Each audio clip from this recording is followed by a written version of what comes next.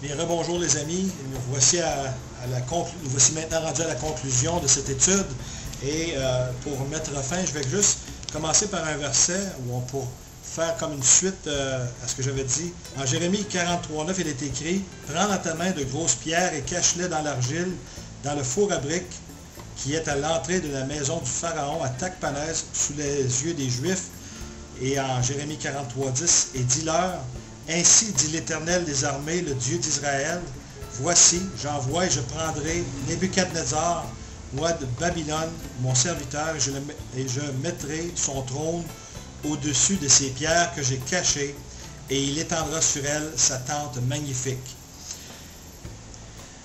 L'Antéchrist va probablement essayer de vendre l'idée aux habitants de la terre, et pour faire la différence entre les habitants de la terre et nous qui sommes citoyens du ciel, c'est qu'il va essayer de créer un meilleur vous à ceux qui vont rester sur terre, à ceux qui ne seront pas enlevés. Et ce sera probablement l'idée du transhumanisme c'est-à-dire un être humain en partie homme et en partie robot, jouant sur le manque de confiance de l'être humain et en leur promettant de devenir des êtres améliorés à tous les niveaux et dans toutes les sphères d'activité humaine. Encore une fois, la fausse promesse du diable, comme en Genèse chapitre 3, verset 5, où il est écrit, car Satan avait dit, « Car Dieu sait qu'au jour où vous en mangerez du fruit de l'arbre, la connaissance du bien et du mal, vos yeux seront ouverts et vous serez comme Dieu, connaissant le bien et le mal. » Et si on étudie de près les religiosités du Nouvel Âge, on essaie de leur faire croire que Dieu, qu'ils sont Dieu et que tous ensemble, corporativement ou collectivement, ils sont Dieu, font partie. Dieu reste Dieu et nous sommes des êtres humains créés et on ne peut pas dire à l'homme, tu es un Dieu. L'homme ne sera jamais un Dieu. Et il ne s'agit pas ici de s'attaquer nécessairement au catholicisme romain. Il ne s'agit pas de s'attaquer aux religions du protestantisme. Il ne s'agit pas de s'attaquer à l'islam ni aux autres religions. Il suffit simplement de savoir quelle autorité les Écritures ont et de se baser sur l'autorité des Écritures et de la parole de Dieu. Et c'est pour ça que j'essaie toujours de vous ramener aux Écritures. Et bien souvent, les chrétiens sont perçus comme des êtres intolérants ou inflexibles, simplement parce qu'ils respectent l'autorité des Écritures. Et pour ceux qui voudraient m'accuser d'être un fondamentaliste, eh bien, si respecter la parole de Dieu comme vérité et authenticité, dans son autorité, si c'est être fondamentaliste, bien moi, je ne vois rien de péjoratif à être fondamentaliste, car Dieu dit ce qu'il pense, il pense vraiment ce qu'il dit. Ce n'est pas mon autorité à moi, c'est l'autorité des Saintes Écritures qui compte. En tant que chrétiens, nous avons de grandes leçons à tirer aussi du livre d'Osée, qui, dans son livre, joue un peu le rôle d'un rédempteur qui rachète la fiancée qui se prostitue. Nous avons aussi un bon exemple à suivre au 2e livre des rois, où le roi Ézéchias a débarrassé Israël de toutes ses idoles sur les hauts lieux. Il a brisé toutes les idoles du pays lorsque le livre de la loi de Moïse a été retrouvé et après qu'il a reçu la lecture par un de ses sujets, il fit ceci entre autres. En 2 Rois 18:4, il est écrit « Il fit disparaître les hauts lieux, brisa les statues, abattit les idoles et mit en pièces le serpent d'airain que Moïse avait fait, car les enfants d'Israël avaient jusqu'alors brûlé des parfums devant lui. On l'appelait Nehushtan. » Pour dire comment ça peut aller loin lorsqu'on se fait des idoles. Prendre même le serpent d'airain de Moïse pour s'en faire une idole. On va aller maintenant en Ésaïe chapitre 14, versets 10 à 19, pour comprendre un peu le plan de Satan. Et en anglais, ils disent les 5 I will. Moi, je veux dire en français les 5 je vais de Satan. En Ésaïe 14, verset 10, il est écrit « Tous, ils prendront la parole et te diront, c'est ça qui s'en vient pour Satan, tu as été rendu faible comme nous, tu es devenu semblable à nous, ton orgueil est descendu dans le Shéol, le son de tes luttes, les vers sont étendus sous toi et les larves sont ta couverture. Comment es-tu tombé des cieux, astre brillant, fils de l'aurore?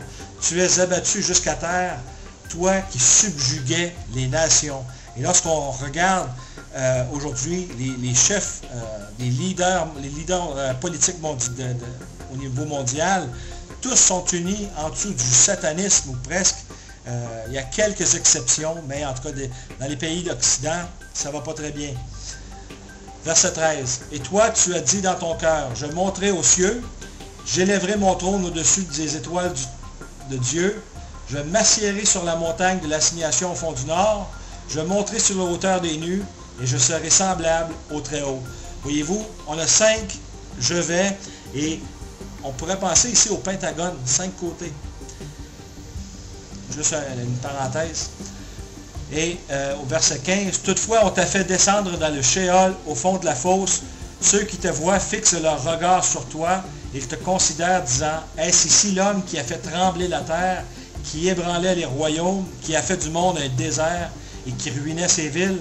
Ces prisonniers, ils ne les renvoyaient pas chez eux. Tous les rois des nations, eux tous, reposent dans leur gloire, chacun dans sa maison. Mais toi, tu as été jeté hors de ton sépulcre, comme une branche qui fait horreur, recouvert de tuer, percé par l'épée, descendu jusqu'aux pierres d'une fosse, comme un cadavre foulé aux pieds. » Chers amis, vous savez une chose, c'est que l'ennemi, dans toute l'histoire humaine, avait un plan et il a réussi formidablement à faire une chose. Il a mis des catholiques contre les protestants, il a placé des protestants contre les musulmans, il a placé des Américains contre le reste de la planète, il a mis des Québécois contre les anglophones canadiens. Et c'est cet esprit de division qui a réussi à entrer dans l'Église aujourd'hui et qui nous sépare les uns des autres. Nous ne sommes pas appelés à connaître Dieu en religion, mais en relation personnelle. Et d'après Jean 17,3 qui dit, « C'est ici la vie éternelle qui te connaisse, toi le seul vrai Dieu et Jésus-Christ que tu as envoyé. » On peut passer pour des gens intolérants, mais Jésus-Christ a dit, « Je suis le chemin, la vérité et la vie, et nul ne vient au Père que par moi. » Ce n'est pas nous, les fondamentalistes, qui le disent. C'est la Bible. Et c'est pour ça que c'est ce livre qui est appelé la Bible, cette mini-bibliothèque, est si controversée et que bien des mouvements athées cherchent à la détruire et à détruire le christianisme. Mais c'est notre devoir de tenir ferme, même si ça demande de la persécution, de souffrir avec le Seigneur Jésus. Satan a créé ces nombreuses religiosités, a réussi à nous diviser, et nous empêche de voir ce côté relationnel, ce côté intime que nous sommes appelés à connaître avec notre Père Céleste. Mais il appartient à nous de chercher Dieu et de devenir ses enfants par adoption parce que, à cause de la rébellion au Jardin d'Éden, nous sommes morts spirituellement et Dieu attend que le jour où nous crierons de notre bouche à lui pour nous raviver spirituellement à lui. La Bible ce n'est pas un livre religieux, mais c'est un bon manuel d'instruction pour apprendre comment faire pour se rendre à lui et comment se porter, comment se comporter durant notre séjour terrestre, car nous ne sommes pas ici indéfiniment. Et à ne pas nous amasser de richesses non plus ici. Donc, ne laissez pas les religiosités de Satan vous empêcher de vous rapprocher de Dieu, car si vous vous rapprochez de Dieu, il se rapprochera de vous, comme il est écrit en Jacques chapitre 4, verset 8. Il suffit simplement que vous soyez sincère dans votre désir de connaître et de suivre Jésus-Christ, de devenir son disciple moderne. Seigneur Jésus qui dit « Suis-moi ». Il nous dit à nous « Suis-moi ». Il ne dit pas de suivre une religion, il dit de suivre le Seigneur Jésus. Appropriez-vous donc une Bible, achetez-vous une Bible, c'est de l'argent bien placé pour pouvoir mettre en pratique ce que Dieu vous commande pour vous rendre à lui parce qu'il vous donne le chemin pour sa maison. Bien, chers amis, j'espère que vous avez compris que pour mes amis catholiques romains, je ne m'attaque pas à vous, je ne m'attaque pas aux protestants, je ne m'attaque à personne en particulier. Je m'attaque, par contre, aux fausses doctrines, aux faux raisonnements. Moi, ce que je vous demande, c'est de ne pas me croire moi-même. Je vous demande de prendre vos Bibles et de lire attentivement en respectant l'autorité des Saintes Écritures, en laissant la Bible vous dire ce que la Bible dit, en laissant l'Éternel vous dire ce qu'il a à vous dire, et à vous faire une idée par la suite, mais à demander, parce que ce sont des Écritures spirituellement inspirées d'en haut, depuis l'éternité. Alors vous avez donc besoin de l'aide de Dieu pour les comprendre. Vous avez besoin de respecter son autorité scripturelle pour les comprendre. Alors, j'avais tout ça sur le cœur. C'est sorti de mon cœur maintenant. Il appartient à vous de faire vos devoirs, de chercher l'Éternel de tout votre cœur, de votre âme et de toute votre pensée, et de partager cette bonne nouvelle qu'il y a réconciliation auprès de Dieu, qu'il y a le salut, c'est-à-dire qu'on puisse être sauvé gratuitement en plaçant notre foi, notre confiance dans ce que Jésus-Christ a fait à la croix pour nous. Alors, merci d'avoir été des nôtres. Au nom de Jésus-Christ, à la prochaine.